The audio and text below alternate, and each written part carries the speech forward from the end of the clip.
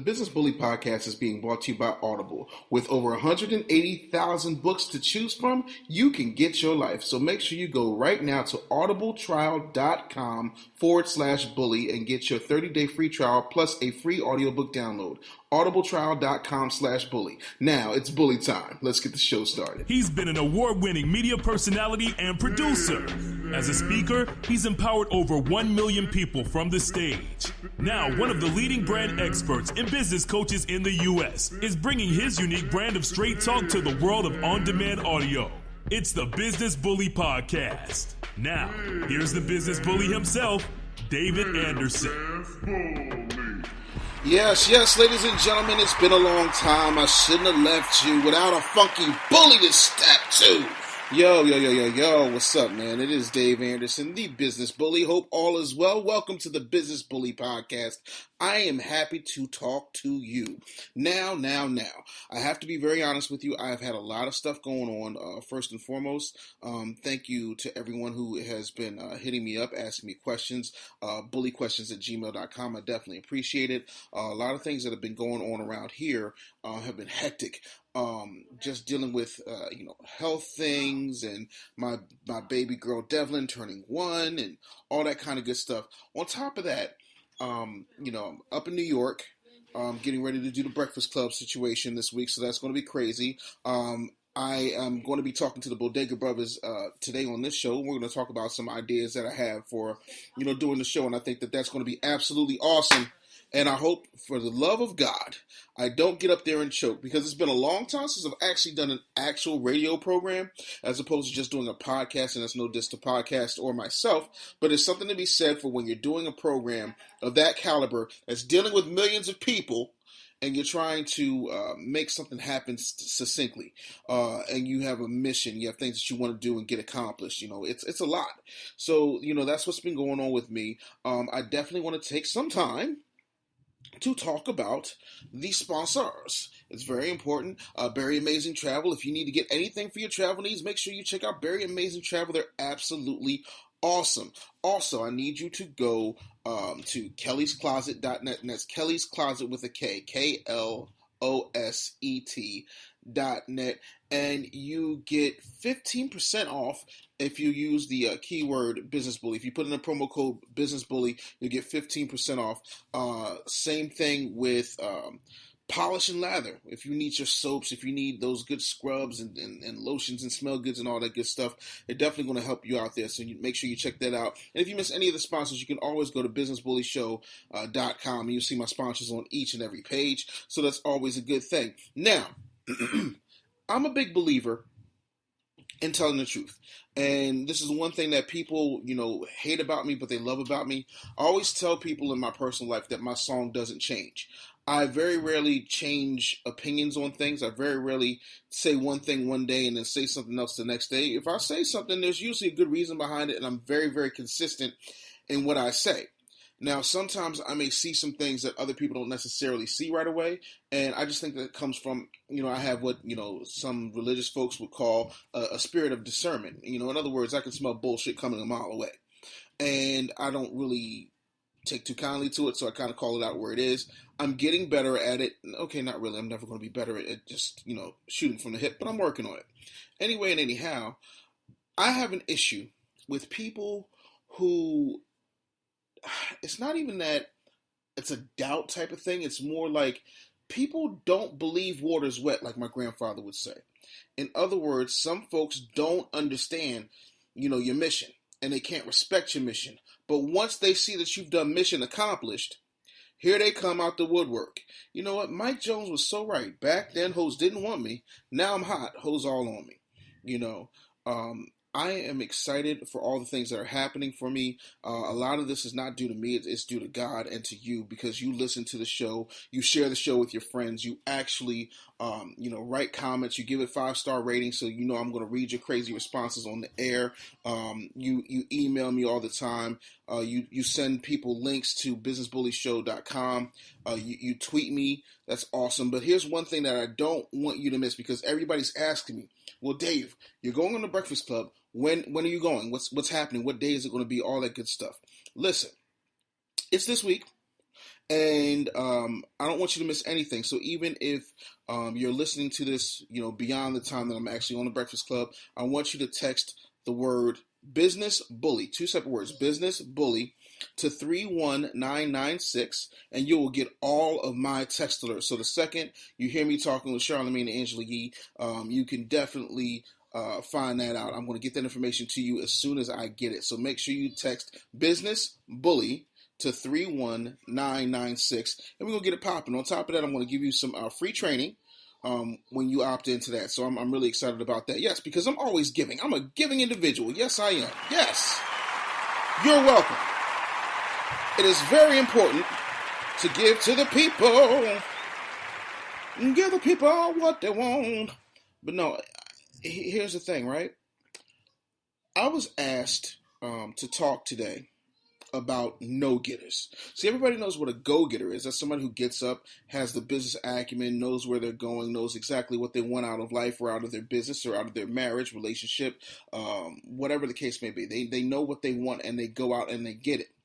No-getters just sit there and they run their yaps. And they do nothing but talkity. They don't get much of anything accomplished. And they're always bitching about what somebody else is doing. And it gets to a point where it's just so negative and it's so draining. But people just let this slide and they let it go. I'm not here for that. If you ask me my opinion, I'm going to give it to you. And if I feel like you're just sitting around being lazy, you acting like a no-getter, I'm going to call you out for being the no-getter that you are. And I don't think that there's anything wrong with that. I think that more people need to call more people out. We've become too politically correct. We've become too homogenized. We've become too lax and lazy with the things that we tolerate. And it gets to a point where we don't even recognize abuse as abuse anymore. It's literally like someone has taken emotional bullshit, put it in a silver plate, and then put that bullshit in a nice glass crystal, and then put whipped cream on top of it and tells you it's chocolate mousse. No, it's not chocolate mousse. It's bullshit that you tried to dress up. I'm not here for your dressed up bullshit. I'm not here for your dressed down bullshit. Just don't bullshit me. And we can go about our business. But what you ain't going to do is come around me with your negativity and think that I ain't going to, address you forthwith, with the quickness, as it were. So that's one thing that, I wanted to make sure we talked about, because there are a lot of people who are no-getters. And the worst thing, another quality of no-getters that pisses me off is the sidler mentality. Now, a sidler is somebody who comes along after all the hard work is done, and they act like they did something. I'll never forget, I was in high school, and I had to do a science project with this kid, and this kid actually did not do anything, but came with this horrible ass, you know how you have to put your science project on this like 3x, like this board, it's like poster board, but it's like a three-tiered thing, so you have like the left part, the middle part, and the right part, and you put your notes up there, and then your science project is featured at the bottom of it. Well, anyway, he painted this damn board baby shit brown. That's the only way I could describe the color. It literally looked like it was smeared with baby shit. It was horrendous. He did nothing for the work. And I let my teacher know, like, yeah, I'm going to put it on this ugly ass board, but that's all he did was this ugly ass board. I don't like this board, and I'm just letting you know, I did all this work. He didn't do a damn thing. He ain't researched nothing. He ain't do nothing, and he got mad at me like, well, why would you look? I got the board. I'm like, yeah, but the board looks like shit, and you didn't do any of this work. And I stayed up, night after night after night working on the science project. That's what it's like in your business. People will come along, you may have a bad investor or a bad partner, and all of a sudden they just, want to show up when things start to happen. No, you don't get to do that. You don't get to come in and take credit for my hard work. That's sucker shit, and I'm not going to let that slide. So you cannot let that happen. So I definitely want to make sure we get that out of the way. And don't be a Care Bear when people try to do dumb stuff like that. So you got to be really careful who you let in, man. But again, no-getters are everywhere, man, and you can't be sucked into it, because they can almost vampire you into being a no-getter. Oh, get it done tomorrow. You can do it later. No, let's just do it now. I like to get stuff over with. Even when I worked sales jobs or any job for that matter, it's one of those things where I don't like to be bothered. And so the quickest way I found for people to leave me the hell alone is for me to actually do something as simple as be the best. See, when you're the best, you don't have to worry about a damn thing. You literally are able to do exactly what it is that you want to do. Nobody's bothering you. No one's going to bother you if you're actually winning. And that's what's important. You want to be able to do what's necessary, and you want to be able to win effectively. Now, I got a couple questions I definitely want to address here before I, get my guests on for this interview. First question comes from George Dandridge, who says, "How do I determine or choose methods of advertising for business?" Well, it's a good question. I'm a big believer in being where your audience is. So if you're looking to advertise effectively, you have to know who you're targeting. Which is funny because Kenyon, who actually does my intro, has a question as well, which is, how do you find your target market? So I'm going to answer both George and Kenyon's questions together. The best way to find your target market, I found, is to do perceptual studies. You can also do like Google Analytics. If you put Google Analytics on your site, you can find out, what's going on. And it's a matter of getting those types of valuable information to the right to the right market. So in other words, if you're looking at what you see on online and you say, okay, the majority of the people that come to my online store, the majority of people that I talk to go to this and they're between the ages of 35 and 44, then that's where you need to focus. You got to go to those people. It may not be what you think your ideal audience is, and if that's the case, you may need to make some adjustments. But I'm a big believer. If I found out that my audience has changed, like when I retired from radio and I stopped doing all the extra stuff and just focused on just doing business stuff, what I did simply was realize that my audience was growing up with me. The people who were with me from my old radio days are still with me now, and they've grown up like I've grown up. So our interests have worked along the same lines, parallel to each other. So for me, it was a matter of understanding that's who that was, and the research shows that when I look at my YouTube demographics, when I look at my Google Analytics, when I look at the breakdown that I get from this actual show. So I know for a fact that I have a certain demographic, and I'm okay with that. One thing that I will say is these people who tell you, "Oh, your audience is everybody," you can do everything with everybody. Like, no, you can't. Those people are stupid. I'm sorry.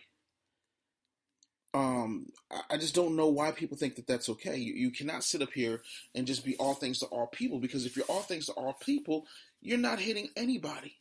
You are not appealing to 7 billion people on this planet. So you have to take that into account and understand that that's okay. You have to find out who your tribe is. And also, if you have a certain interest in something and that's what you're pushing, when it comes to your business, then people who have that same interest will flock to you. And once they do, you just capitalize on that. You find what they like, what they don't like. You ask questions. Oh my God, why not just ask questions? It is the simplest thing in the world to ask someone a question. Hey, what do you like? What are you looking for? How can I serve you better? All of those things bring you more business. Also, if you ever notice, I always ask people to share the show, tell their friends, leave a comment, subscribe to my YouTube, however you want to reach me, email, texting Business Bully to 31996, whatever they feel comfortable with. And then I look at what is bringing me the most results. That's also important. Another thing that's really cool, especially if you're dealing with Google Analytics, is you can actually see, where your audience is coming from. Like, if you have a lot of people in a certain place, then you can kind of focus in on that place and say, oh, okay, this is where, the majority of my audience is coming from. And that's cool. I need to make sure that I spend some time out there. And that also helps when I'm booking like tour dates and appearances, because I can kind of look and say, okay, well, this is where I'm going. Like, for example, over the last 30 days, if I were to look, I would say, let's check the map real quick. Yeah, I'm doing this live, so I'm going to check the map. So 97.7% of the people who are listening to the Business Bully podcast come from the United States.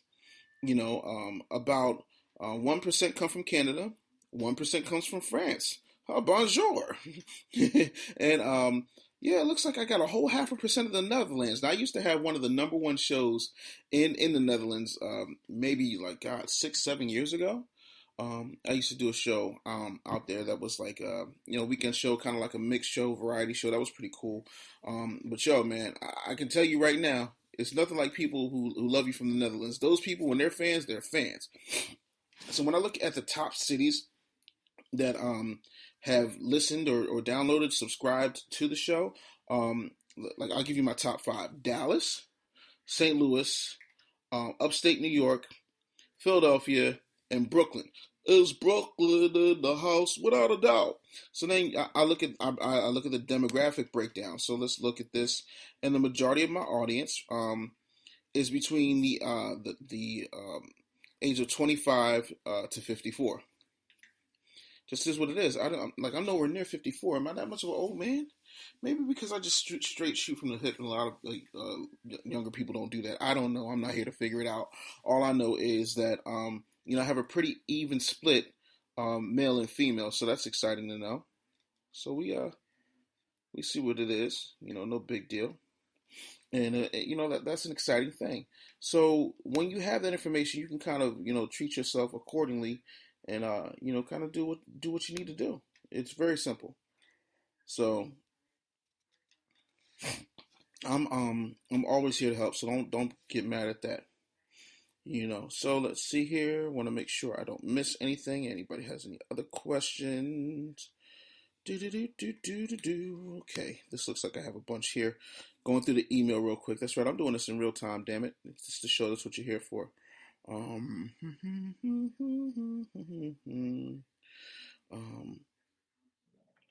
Let's see here. I've kind of answered that over and over and over again. I ain't trying to be funny, but I don't want to answer again. Okay, for the last time. What is the importance of having people understand the black-owned businesses are vital to the community? I mean, I think any community, I don't care if it's white, brown, yellow, green, purple, polka dots, any business is vital to the community. Absolutely. So you need to make sure that you take care of your own first, because everybody else does unapologetically. So black people, because I'm black, I can say this, you need to support your own, because that's how you're going to maintain and generate wealth. So that's kind of important.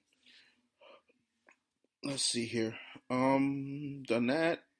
Answering that again. Now, some of y'all want me to ask questions that are answer questions that are so intricate, like how do I do this and that and this in order to scale my business up this way and that way, and how do I make this kind of money and this, that, and the third. Like some of the stuff I'm not getting into. It take up an hour and a half for me to go through scaling your business, But I'm glad that you guys are starting to think about stuff like that, because I think that that's extremely important. Let's see here. No, I've already talked about. I mean, I did a whole show. Someone said, "Hey, can you talk about, separating your business and personal feelings?" I'm like, I did that show, How to Kill a Care Bear. Go in the archives. That show is dope. Really happy about that one. Let's see what else here we can talk about. All right, this one is really good.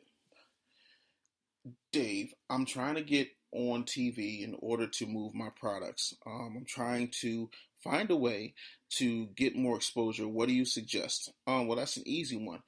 If it were me and I were you, I would be looking into something called Media Mavericks. And Media Mavericks is actually run by TJ Mercer. That's TEEJ Mercer. She is a retired video editor. She now runs something called Media Mavericks Academy. I'm actually a part of Media Mavericks Academy. It's an excellent program. I do recommend it. And if you want to get down with that, you can always find out all that good information. Media Mavericks is definitely everywhere you want to be. So it's something that you should look into. And I will tell you that, TJ is absolutely awesome. And she's super funny. She's a lot like me, except for she's like covered in rainbow sprinkles. And, I got to tell you, it's a really good type of situation here. So if I were you, that's where I would go. And so definitely see her about that. And if you look on my website at businessbullyshow.com, you can actually find the link to her program. And I'm telling you, you're going to love it. You're going to think it's awesome, because I know I do, and I find it beneficial. So that's what I would do. And trust me, there's no force in the universe better than free publicity. None whatsoever. And it's worth every penny to invest in yourself, because most people just don't. It sucks, but that's the truth. Let's see here. There's one other thing I wanted to tell you guys. Okay, so I talked about I'm going to be on the Breakfast Club. I told you guys that Bodega Brovas are coming. I talked about no-getters. I talked about sidlers. I talked about how sometimes sidlers are no-getters, usually. I talked about shooting from the hip. What else am I missing? I feel like I'm missing something. I told you to get with me as far as hit me up on the text so you don't miss out on that Breakfast Club interview. And like I said, 31996, text Business Bully to 31996, and you're also going to get a free training, so make sure you check that out. What I am going to do right now, though, is I'm on pause for the cause, and I am going to be right back. What I want to do right now is get the Bodega Brovas on and make that happen. So we'll be right back after these wonderful commercial breaks. He's one of the leading business coaches and branding experts in the US, generating millions of dollars for brands like Nutrisystem, The Ricky Smiley Morning Show, iHeartMedia, and Les Brown. He's impacted over 1 million people from the stage. Now, best-selling author David Anderson releases his latest book, Pitch, Close, Upsell, Repeat, a practical guide to sales dominance. Learn how to conquer fear of selling, how to get people to buy from you, and more. This book will motivate and inspire you to unleash the sales beast inside of you. Pitch, Close, Upsell, Repeat by David Anderson is available at Barnes & Noble, Amazon.com, or wherever fine books are sold.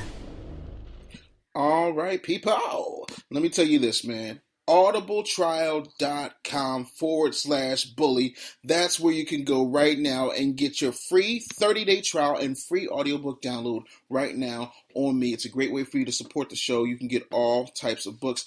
I'm going to actually pull up my Audible while I got you on the podcast. Right now, I'm listening to a brand new book from Lisa Nichols, and that book is called Abundance Now. It is absolutely amazing. And Lisa Nichols talks about making sure that you change the way that you speak about things, because what you do is extremely powerful and what you say is extremely powerful. So you have to be really tapped in to what you're putting out there. So that's just one example of some of the great books. Now, I'm a big positivity person. I'm also a big fan of sci-fi. I like good stories. I like the classics. You can get all those things there. Not to mention, let's say your kid didn't read the book that they were assigned to read for their English class or whatever. You can actually go on to audibletrial.com/bully and download that free audiobook and get that 30-day trial so that you can find that book like The Catcher in the Rye or To Kill a Mockingbird or Beloved or any of those kinds of books there, because they're all available for you. Over 180,000 titles for you to choose from. So you definitely want to make sure you take advantage of that, because that is an amazing deal. Again, audibletrial.com/bully and get your 30-day free trial. So you get that right now, audibletrial.com/bully. And with that, we're going to get right back to the show. It's time for another Business Bully interview. Ladies and gentlemen, arguably one of the greatest rap groups of this millennium. And I'm not just saying that because I'm a huge fan. These guys are my friends. Travii the 7th, Keynote, and legendary Headkrack. They are the Bodega Brothers, and they're on the show. Yeah. What up? What up? I'm trying to be like y'all when I grow up. You know what I'm saying? Welcome to the Business Bully Podcast. It's awesome to have y'all. You know what I mean? Killing it. Appreciate it. Yo, so before we get started, I got to say this because if I don't, I'm going to feel like a dick. You know, when I lost my job, I went through some very, very, very hard times. Right. And there were people who like totally turned their backs on me. And I probably owe Headkrack somewhere in the neighborhood like $10,972.63. Wow, that's more than I owe. I owe him a lot of money. Yeah, man, I owe Headkrack so much goddamn money. It's not even funny. But so if everybody pays Headkrack back, you can make a cool meal. I can retire. Yo, for real. A little villa in Bora Bora. But no, man, just. But God puts you in a position to be a blessing. You know what I mean? So like, it's not always about the money. It's like, because obviously, if someone hits you up for something, they in a spot where they need it, man. So no stress. Heck yeah. No, but I mean, I just wanted to let you know, man, you've always been a true friend, and I extremely appreciate that. Back at you, man. Yes, indeed. So fuck you, Travii, and fuck you, Keynote, because y'all motherfuckers never return my calls. No, I'm kidding. I'm totally What kidding. I'm about to say, I'm don't kidding. talk about me like that. I'm We was chopping it up. I'm kidding. I'm totally kidding. But no, man, like, I mean, I really want to talk about, like, your journey, you know what I'm saying? Because I know you guys have been doing it independently. You've been, all over, inside, outside the country, deals popping, deals flopping. You know what I mean? Like, what has the journey been like for y'all right now? It's a mixture of glorious wins and huge frustrations. It seems like with every huge win that we get, there's a frustration, not necessarily a loss, but something that tries to jump in your way. And whenever you're trying to do bigger than normal things, and whenever you have three individuals with big personalities, that's going to happen. And it's never really internally; it's always outwardly that seems to be the roadblocks, as is any business. But we've had a lot of wins, and right now we're trying to get some more wins, Amen. Yeah, I mean, it's like a big living, breathing version of Seinfeld. Like, how like the whole time on Seinfeld, like he was trying to get a show, but he was actually on a show. Right.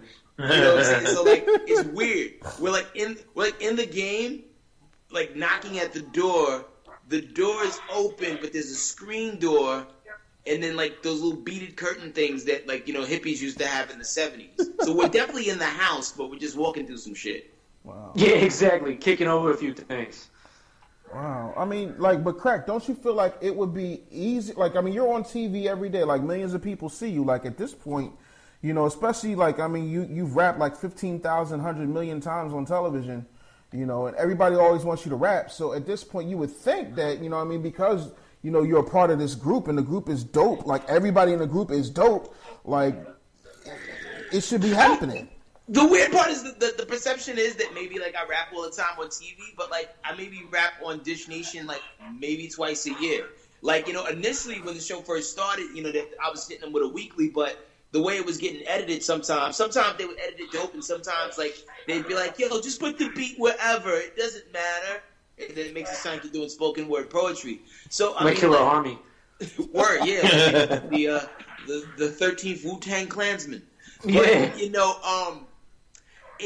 those things kind of help. They do open some doors, but on the flip side, it seems like, we got to work twice as hard because, like, in hip-hop, nobody ever wants to see you do multiple things. It's like, hey, you can only do this. Yeah. I feel you. I mean, but okay, well, yeah, that's a bad example. I was gonna say, but Big Tigger did that song with R. Kelly. Never mind. No, okay. So, but the weird thing is, like, if Big Tigger really wanted to, like, make a play for the play, he could, right? Because he was actually better than a lot of people who actually came and rapped in the basement. Yeah, he was good. Yo, for real. Like, it still is. All right, I can't. What the hell? What is that? What are you doing? And he just. It must be Travii. It's always something. Oh, okay. Well, sorry, Keno. I thought it was Travii. Man.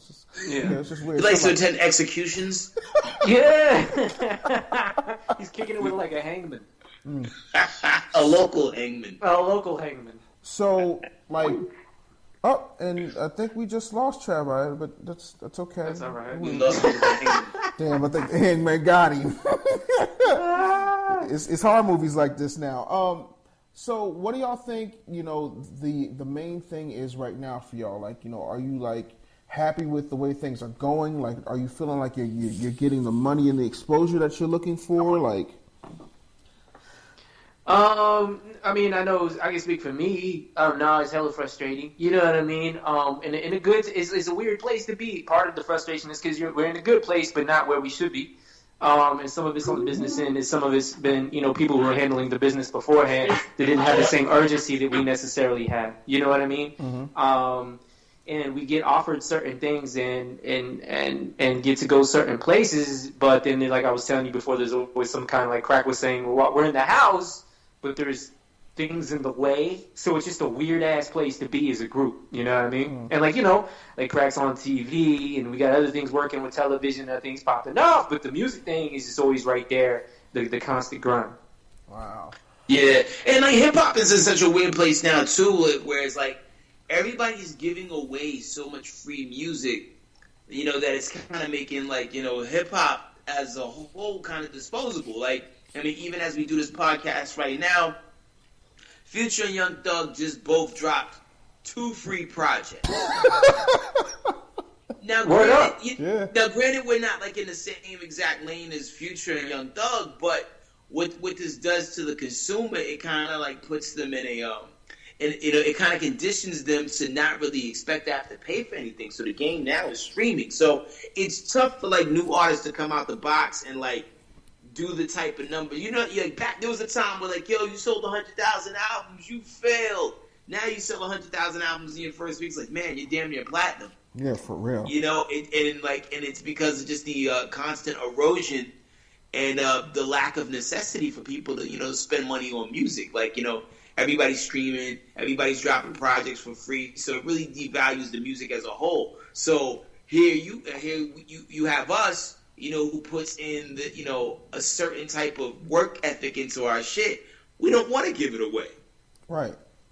So it makes us a little gun shy about releasing things sometimes. I mean, we'll drop a little single here and there, but it does get a little frustrating from that standpoint because, like, you don't want to take something that you spent a lot of like money and time on and just like be like, hey guys, take it.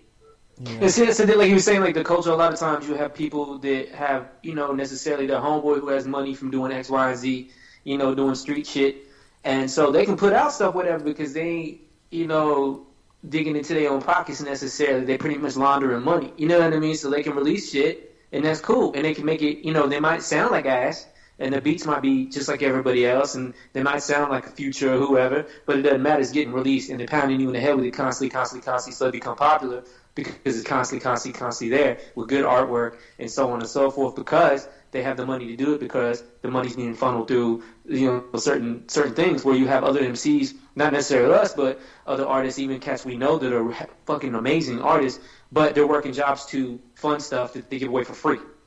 So it becomes kind of counterproductive to some artists if you really give a damn about what you're doing and you spend time on your bars and your cadences and your hooks and your beats and everything else. So it's productive and counterproductive at the same time. Like I was saying, it's just in a weird ass space right now as a whole. And that's not just us. That's with everybody. You know what I mean? Yeah. I mean, it started to get weird like when I stopped rapping, and I stopped rapping right before I met y'all. Like, when I did the joints with like, Bun B and Kingpin, Skinny Pimp, all the stuff I was doing in the South. Which did well. Like, my feature game is crazy. You know what I'm saying? But I remember folks was just, like, whoring the game out, like, left and right. And so I remember having to get into a place where I started to do what I did when I was wrestling, which was I'd sell merch. You know what I mean? Right. Like, if you want, if you want the mixtape, you got to buy this merch. So that way I'm still making money off the music without feeling like I'm whoring myself out. Like, how is your merch game? The merch game is fierce. Like, I mean, like, yo, we do extremely well on merch, and like that exact same thing you just said is actually what we do on the road, especially like, when we go to these cities where, let's just say like, we maybe are not the headliners that night. Mm-hmm. Like, we might be on the bill with somebody bigger. Like, we definitely sell the merch and like Trojan horse the music in with the merch, because we always try to, have like our shirts be kind of universal in such a way where it's like, even if you're not a fan of the band, you like the shirt. So you'll cop it regardless, and then, so we kind of get the win that way. So, that's one way to beat the system, but, we want all streams of revenue, all available streams. Yeah. We want it all of it. All of it. Hell yeah. So, all right, what is the biggest mistake the Bodega Brothers have made in music? I would say holding on too tight to certain projects we have and overthinking. That's this Keynote talk. It's just like, in my opinion, I think some things are ready to go, but we second guess it because we're such perfectionists when it comes to certain things. You know what I mean?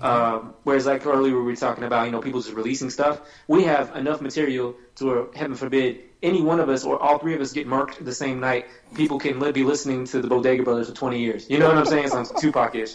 Yeah. But that music needs to be out. And the problem is sometimes we overthink it, or, oh, this visual ain't right for it, or what, so just don't come out. You know what I mean? It's like cats who are close to the situation. This is Travii. I think that one of the mistakes that we made is putting too much trust in friendship and relationships. Not with each other, but like with people that say they're going to do this and do that for us. Yeah, you know what I'm saying? Yeah.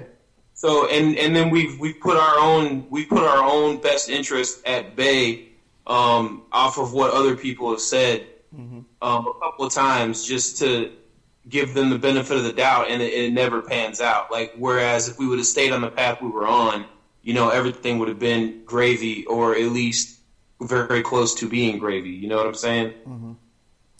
Wow. Crack? You basically just have to be tough, man. You have to not give in and believe everybody's bullshit, because at the end of the day, a lot of it is bullshit.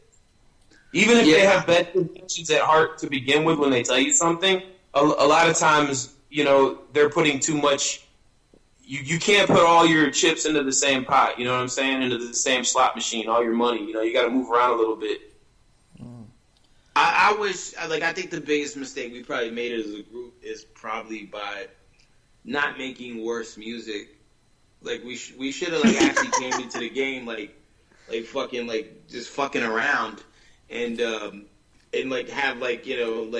music that had really no socially redeeming values, and that we'd probably all be millionaires and shit, and you'd be doing this right now from the deck of an aircraft carrier that we own.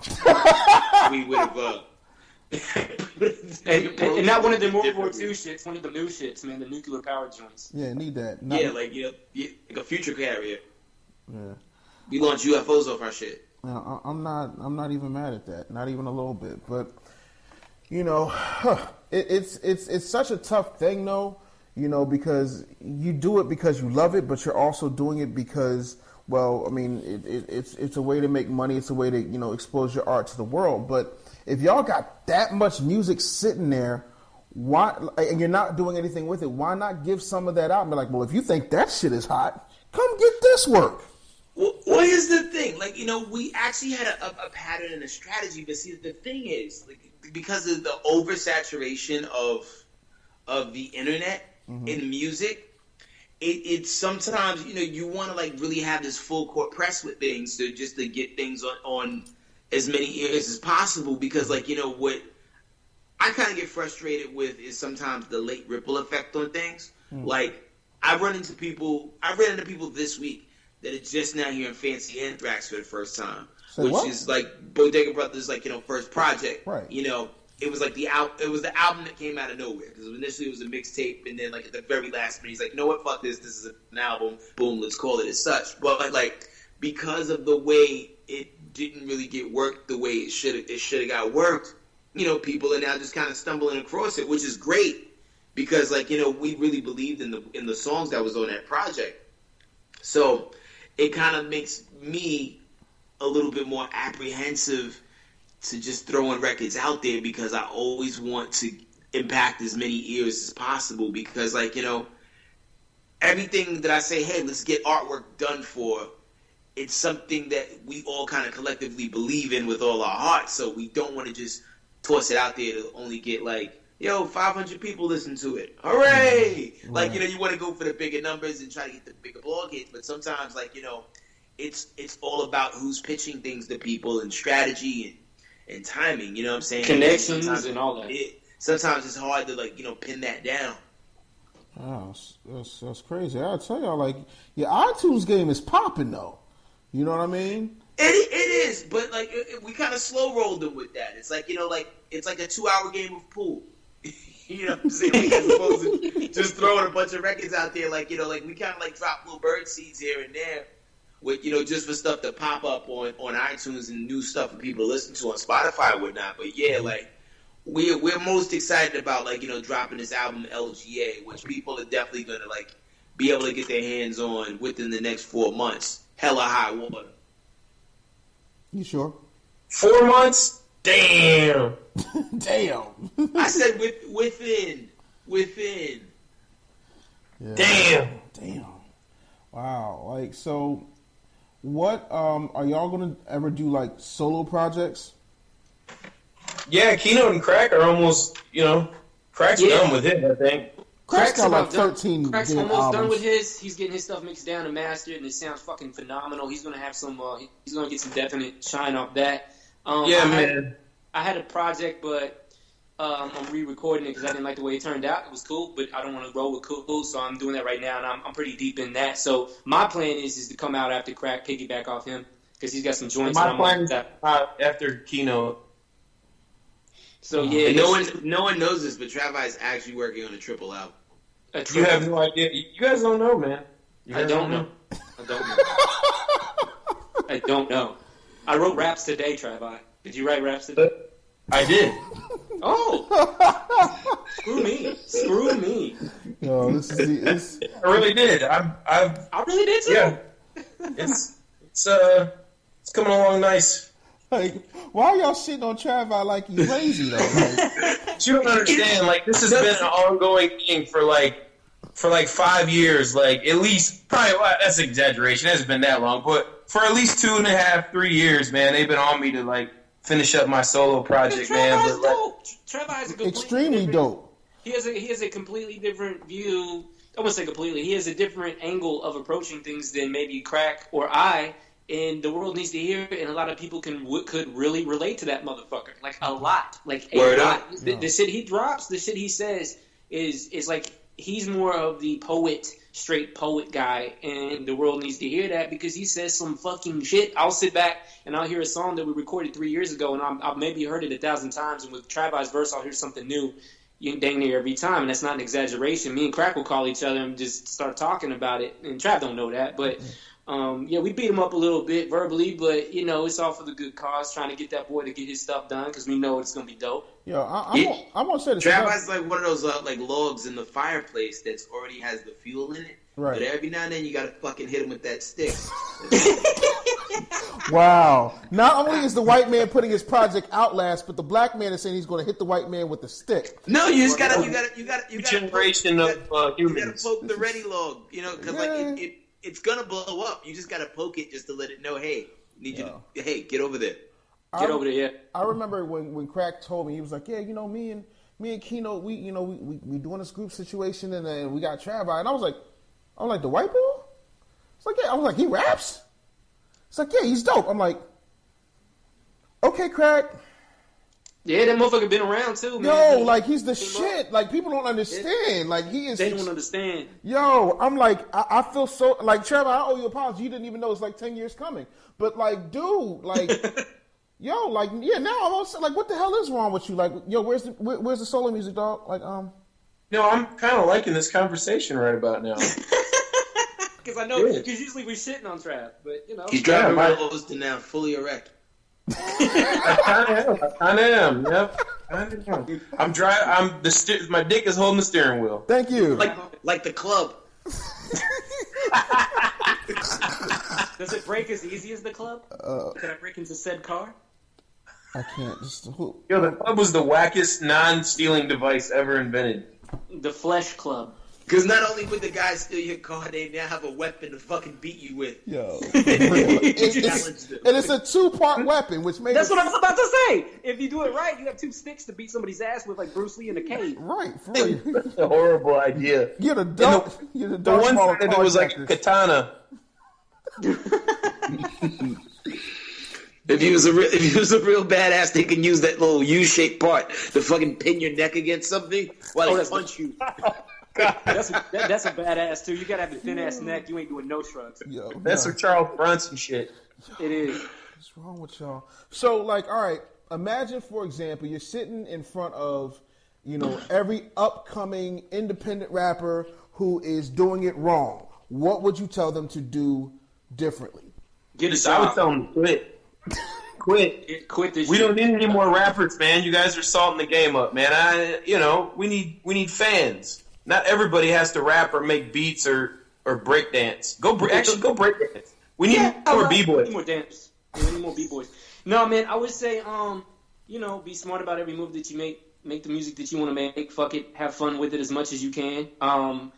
Be strategic with your money. Don't spend the shit on the chain. Don't pay to be in shows. Take that money that you would pay to be in shows and use PR. PR is most definite since you're independent and you don't have a label. Label usually handles your PR or whatever. Go out and hire, if you have the money, don't spend it on bullshit. Go out and get you a good solid PR and make sure that PR has all the tools that they need to push you. So you need to have your music, your mix downs, all that shit right, your visuals right, and get your PR. That's what I would say.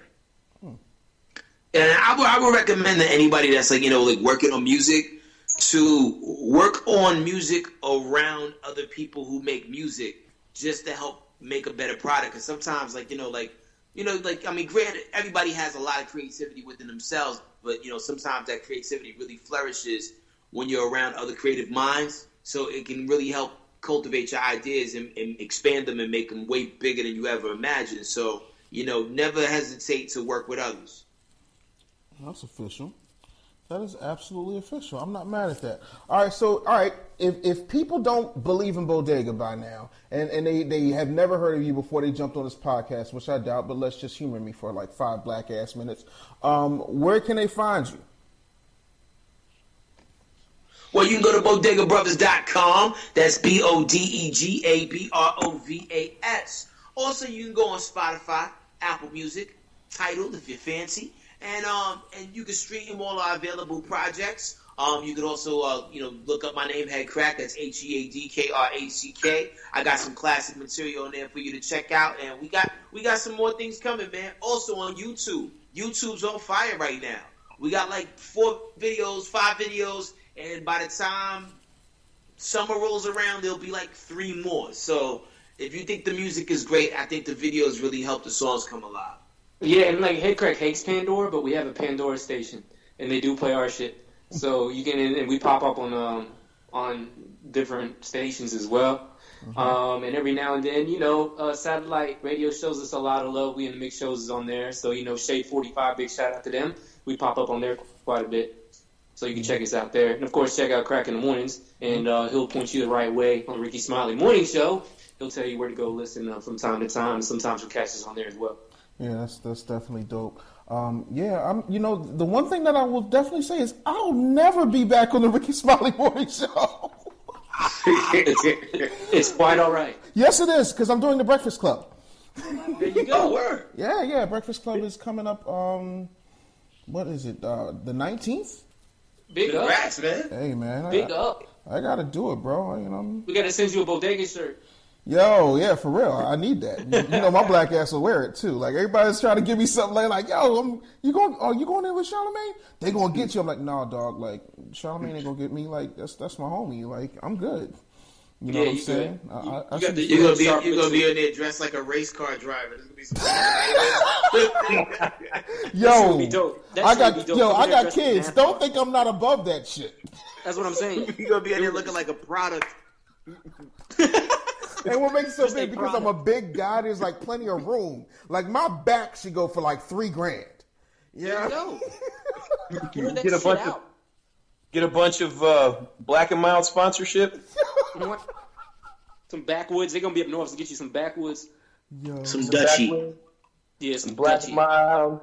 I hate y'all so much. Some jungle juice. Why are we friends? That's racist. It's so racist. It's it's impossible for y'all to be racist because except for y'all don't have no Asians. Yeah, we do. Who? Well, sometimes we have a DJ who's Asian, and he's Indian. So, but he says, he's from the continent. He's Asian minor, so that counts. Yeah, no. Respect to him, man. He got in a bad car accident the other day and almost lost his life. So, everything's cool though. So, shout out to Nero, man. Glad you're all right. Yeah. Wow, just thanks for bringing the whole show down, Travii. Thanks. That's what he does. Wow. Nothing changes. Nothing changes.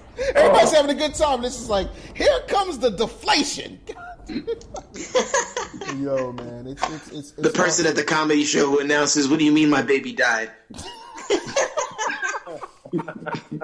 Yo, let me tell you something. I know Crack remembers this shit. I don't know if Keynote remembers this shit. This fool got on the air and said, "I would rather take parenting tips from Chris Benoit before I listen to you." Yeah. Yo, what is wrong with crack? Ain't nothing wrong. It's all right. That's the problem. Exactly. The rest of the world is Problem wrong. is everybody else is wrong. Yeah, everybody else is wrong. Tell him, bro. Tell him. I'm just saying. Because everybody else Crack says the most awkward shit at the most awkward time. Like, he'll say some crazy shit right before you get on a plane, and you're like, oh, man, I hope lightning don't hit the plane. Yeah, for real. Everybody will be like, laughing, but I'll be having a straight face like, yo, I'm for real. I believe what he just said. Yeah, for like, real. this is correct. Yo, real quick. And this is the last thing. Fucking, did y'all see? Remember when we did the Big Nose Mike podcast and we were talking about the water car and whatnot? Oh yeah. And everybody thought we were lying and nobody believed us. Don't you know they got a damn documentary on Netflix? Yeah. I'm like, Yep. and I told my wife, I said, see? She was like, Yeah, man. yeah, like, we was ahead of the curve. We was ahead of the curve by like 7 You years. guys are prophets, man. this is going left, and I'm not editing a goddamn thing. As you should. No, not at all. But no, man, thank you guys for taking the time to actually. Yo, do thank the you, show. Taz, and thank you for always being a stand-up dude, man. And Word up, man. a pillar in this culture who rides for all the right shit, man. We appreciate you, brother. Absolutely. Yeah. It left me homeless, but standing up for those principles, God knows. Son, I'm right there with you, bro. Hey, I'm right there with you. Hey, it's cool. I ain't homeless no more. It's cool. I'm over it. Like, thank Jesus God. was homeless at one point. He sure was. Yo, he was homeless for like 3/4 of his section of the Bible. Like, when you think about it. Yeah. You went from homeless to Creflo Taz. Yeah, that's very true. I mean, now I just need a jet. I just hope one day they find like the middle books, like when he was a teenager. And just... Oh my The God. middle books. The middle books. And that's what they call them, because no one has any creativity anymore. So it's like, yo, we got the middle books. Yo, for real, like, y'all should make that a song, like, while you bullshitting. I ain't trying to go to hell. It's too late. He already put it out there. It's going to happen. That's why I don't even laugh at that kind of shit. I'm sorry. I'm a minister. That's funny. I don't even want to be involved. Because, somebody pissed him off. He went through some teenage angst and he zapped somebody with lightning. He zapped him. Like he's an X-Men. Oh, come on. I mean, he did have powers, though. Like, walking did on have water. powers, He but had he's got- powers. Well, yeah. Oh, God, I'm not going to wait. I'm not a fan of any prosperity preachers. Nah, not at all. No. Keep that. Nah, I'm cool on that. But I definitely am a fan of their hustle because I'm telling you, when I get on this Breakfast Club, I'm coming with patches, dog. Oh, really? You coming with Christ patches? No, not Christ patch. I'm talking about like Oh, sponsorship man. patches, like the race car Okay. drivers. No, Okay. no, not at all. You should do that. You should really show up with like a biker jacket on with a bunch of different patches signed on it. And when they ask you what the fuck you're wearing, you just tell them, like, yo, these people paid me to wear this on your show. Yo, Mad I Powerade. swear that would start such a dope wave. That would be so funny. I'm Yo, literally trying to and just figure out how to pretend do it. like it's real as hell. Just pretend like it's real as hell. Yo, And then bro. change jackets mid interview. Yeah, mid-interview, pull out another jacket. More people shine. That'd be Dude, dope. you gotta do that, Taz. You gotta do it. Yo, I'm gonna do it too. That's what makes it so You bad. gotta do it, dog. Do it, I'm dude. supposed You gotta to do it. Just show up. They're gonna be like, "Why the fuck does this dude got a Pillsbury patch? Why has he got a Black and Mild? What? Like, do like 100 patches on each coat. Yo, well, like, They ain't even gotta be patches. Just do like fake stickers you can print up at FedEx and just stick them all over a coat. yo, I'm supposed to be serious these days. I'm supposed to be coaching businesses. I got a #1 book, and I'm still gonna go up there and act like an ass. Like, But Yeah, that's when you know do it. that'll That's blow when you do it. up, man. Like that shit right there would be dope. yo, for real. I mean, you just gotta maximize that shit. Like, I'm Yeah. kinda mad. Like the Jiggaman Hope said, you can't knock the hustle. Like, The Jiggaman Hove. Jiggaman. Like, yo, each one of these patches, I got $20 to wear. Man, you better put another zero behind that shit. yeah, for real. 200. Like, I mean, shoot, I'm guaranteed to get at least 50,000 hits on YouTube off of their video alone. So, You know what I mean? Yeah. and I gotta move these books, man. My kids cost money. Word up. Damn right. Yeah, man. I'm right, y'all. Listen, my thanks to Travii, Keynote, and of course the legendary Headkrack. You can definitely check them out, man. Bodega Brovas always doing their thing, so look them up. I'm going to have links up at businessbullyshow.com. That's the show. Don't forget, text Business Bully to 31996. You're going to get a free training that I did, and it's also the free training that I'm going to be giving out on the Breakfast Club, so stay tuned for that. You'll also get an alert as to when that interview goes live, so I'm definitely looking forward to that. If you have any questions, you can always email me. We're going to run all that stuff down for you. Don't forget to pick up your copy of Pitch, Close, Upsell, Repeat, and I am still touring. It looks like I'm going to Osaka, Japan sometime this summer, and I am going to Detroit sometime next month. So probably right after Easter, I'm going to be heading to Detroit. Ticket information and stuff will be coming up, so I'm going to let you know as soon as I know. And if for any reason you want to reach me, I'm going to let you know how to do that right about now. Until next time, make sure you get out of your feelings and into your business. I'll see you then. Follow us on Twitter at MyInnerBrand. Thanks for listening to the Business Bully Podcast. We'll talk to you next time.